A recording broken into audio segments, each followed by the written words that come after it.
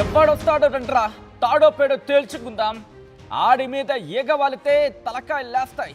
ఇది ఇండైరెక్ట్ గా north Korea అధ్యక్షుడు ప్రపంచానికి ఇస్తున్న సందేశం. రష్యా మీద ఈగ వాలితే ఈక వాలినా మీ తలలు తెగి పడతాయి అనే రకంగా ఒక కైండ్ ఆఫ్ వార్నింగ్ ఇస్తున్నాడు కిమ్ జాంగ్ ఉన్. దీనికి సంబంధించిన బిగ్ బ్రేకింగ్ న్యూస్ చూస్తున్నారు. మూడో ప్రపంచ యుద్ధం తప్పదా? ప్రస్తుతం దీనికి సంబంధించే చర్చ జోరందుకుంటోంది. రష్యా అమెరికా మధ్య తీవ్ర ఉద్రిక్త పరిస్థితులు నెలకొన్నాయి. యుద్ధంలోకి ఎంట్రీ ఇచ్చింది నార్త్ కొరియా. అవును, కొద్ది రోజుల క్రితమే ఇప్పటికే వార్నింగ్ ఇచ్చిన నార్త్ కొరియా ఇప్పుడు రష్యాకు అండగా ఉంటానంటూ రంగంలోకి దిగింది. ఇది నేనంటున్న మాట కాదు, ఏకంగా స్వయంగా ఆ దేశ మీడియాని, ఇంకా చెప్పాలంటే అధికారిక మీడియాగా చెప్పుకుంటూ ఉంటారు. రష్యాకు అండగా రంగంలోకి దిగేందుకు నార్త్ కొరియా సిద్ధమైంది. రష్యాకు అండగా రంగంలోకి నార్త్ కొరియా అధ్యక్షుడు కిమ్ జాంగ్ ఉన్ దిగాడు. పుతిన్ విధి విధానాలు నిర్ణయాలకు బేషరతుగా మద్దతు ఇస్తామంటూ చెప్పుకొచ్చాడు కిమ్. పుతిన్కు నా సపోర్టు శాశ్వతంగా ఉంటుందంటున్నాడు కిమ్. రష్యాతో స్నేహం తనకు అత్యంత విలువైందంటూ చెప్పుకొచ్చాడు. భవిష్యత్తులో కూడా అన్ని విధాలా పుతిన్కే నా సపోర్ట్ అంటున్నాడు ఆయన. రష్యా చమురు నౌకను సీజ్ చేసింది అమెరికా. క్షిపణి దాడితో ట్రంప్ను భయపెట్టే ప్రయత్నం. ఇక్కడ పుతిన్ అంటూ కూడా మాట్లాడుకుంటున్న సందర్భం. కిమ్ ఎంట్రీతో ప్రపంచ దేశాల్లో ఇప్పుడు టెన్షన్ మొదలైందా? మరి ముఖ్యంగా అమెరికాకు. ఎందుకంటే ఎవ్వడికి చెప్పడు, ఏం చేస్తాడో తెలీదు. సడన్గా తను అనుకుందే చేసేస్తాడు, న్యూక్లియర్ టెస్ట్తో సైతం. ఇప్పుడు ఇదే ప్రపంచాన్ని ఆందోళనకు గురి చేస్తున్న అంశం. మరి ముఖ్యంగా రష్యా విషయంలో, మరీ ముఖ్యంగా వీళ్ళిద్దరి మధ్య రిలేషన్స్ గురించి మాట్లాడుకుంటే, ఎందుకంటే ఇటు రష్యా అలాగే నార్త్ కొరియా వీళ్ళిద్దరి గురించి మాట్లాడుకుంటే కనుక పూర్తి స్థాయిలో ఆ సంబంధాలు వీళ్ళిద్దరి మధ్య ఎప్పటి నుంచి చారిత్రాత్మక సంబంధాలు ఉన్నాయి. గత కొద్ది రోజులుగా ఈ బంధాలు ఇంకా బలపడుతున్నాయి. ఇప్పుడు ఒకటే అంటం జరుగుతోంది, కిమ్ జాంగ్ ఉన్ ఇటు వ్లాదిమిర్ పుతిన్కి మద్దతుగా కొద్దిసేపటి క్రితం ఆయన లెటర్ రాశాడు. ఇదే అంశాన్ని ధృవీకరిస్తోంది ఆ దేశ మీడియా KCNA.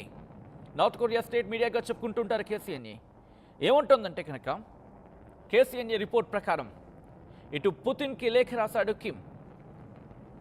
పుతిన్ కూడా ఈ ఘటన తర్వాత లేఖ రాసినట్టుగా తెలుస్తోంది. బట్ అందులో ఏ విషయాలు ఉన్నాయనేది బయటకు రాలేదు. బట్ ఆయనకి రిప్లైగా ఇటు కిమ్ జాంగ్ ఉన్ కూడా లేఖ రాశాడు. ఆ లేఖలో కొన్ని అంశాలను ప్రస్తావించారు. ఆ లేఖను మీరు చూడడం జరుగుతోంది RTV స్క్రీన్ మీద. ఆ లెటర్కి సంబంధించి మాట్లాడుతున్న అంశం, మేము అన్కండిషనల్గా సపోర్ట్ ఇస్తాం, అన్కండిషనల్ రెస్పెక్ట్ ఉంటుంది మీరు తీసుకునే నిర్ణయాలకి, మీరు తీసుకునే పాలసీలకి. అండ్ నాకు ఎప్పుడు నమ్మకం ఉంది మీరు మీ ప్రజల శ్రేయస్సు కోసమే ఆ నిర్ణయాలు తీసుకుంటారు అంటూ కూడా కిమ్ జాంగ్ ఉన్ ఆ లేఖలో ప్రస్తావించాడంటూ కూడా ప్రస్తుతం మాట్లాడుకుంటున్న సందర్భం. మీరు చూడొచ్చు, కిమ్ జాంగ్ ఉన్ ఇటు పర్మనెంట్గా మీకు మద్దతు ఉంటుంది అంటూ కూడా, అంటే పూర్తి స్థాయిలో మీకు మద్దతు ఉంటుంది అంటూ కూడా పుతిన్ ఉద్దేశించి రాసిన లేఖగా చెప్పుకుంటున్నమాట. నార్త్ కొరియా అధ్యక్షుడు కిమ్ జాంగ్ ఉన్ రాసిన లేఖ ప్రస్తుతం తీవ్ర చర్చాంశంగా మారింది. The choice will be constant and permanent అంటున్నాడు కిమ్ జాంగ్ ఉన్. అంటే నిర్ణయం స్థిరమైంది, అలాగే పర్మనెంట్గా ఉంటుందంటూ కూడా చెప్పుకొచ్చాడు కిమ్ జాంగ్ ఉన్. ఈ నేపథ్యంలోని I have come to feel once again the truce cooperative relations between us, availing myself of the opportunity. I would like to emphasize that I regard the friendly relations with you as the most precious one అంటూ కూడా, and pride అంటూ కూడా చెప్పుకొచ్చింది KCNA. ఇటు Kim చెప్పాడంటూ కూడా. So ఇంతకీ ఏంటది? మన మధ్య మన రెండు దేశాల మధ్య సంబంధాలు చాలా స్థిరమైనవి అంటూ కూడా చెప్పుకొచ్చాడు కిమ్ జాంగ్ ఉన్. ఈ రెండు దేశాలు, ఇటు నార్త్ కొరియా అలాగే అటు రష్యా, ఈ రెండు దేశాల మధ్య సంబంధాలు చాలా స్థిరమైనవి, కీలకమైనవంటూ చెప్పుకొచ్చాడు. వాటిని ఎంఫసైజ్ చేస్తూ చెప్పుకొచ్చాడు ఏంటంటే కనుక రెండు దేశాల మధ్య సత్సంబంధాలు ఒకరి గౌరవానికి, ఇద్దరి గౌరవానికి, అంటే ఒకరి గౌరవానికి నిలుస్తున్న సందర్భం అంటూ కూడా కిమ్ రాసిన లేఖ అంటూ ప్రస్తుతం చర్చ జరుగుతున్న ఆ లేఖను మీరు చూస్తున్నారు RTV స్క్రీన్ మీద. రెస్పెక్టెడ్ కామ్రేడ్ కిమ్ జాంగ్ ఉన్ అంటూ కూడా ఆ లెటర్ని మీరు చూడొచ్చు. కొద్దిసేపటి క్రితం ఈ కాన్వర్సేషన్ జరిగింది.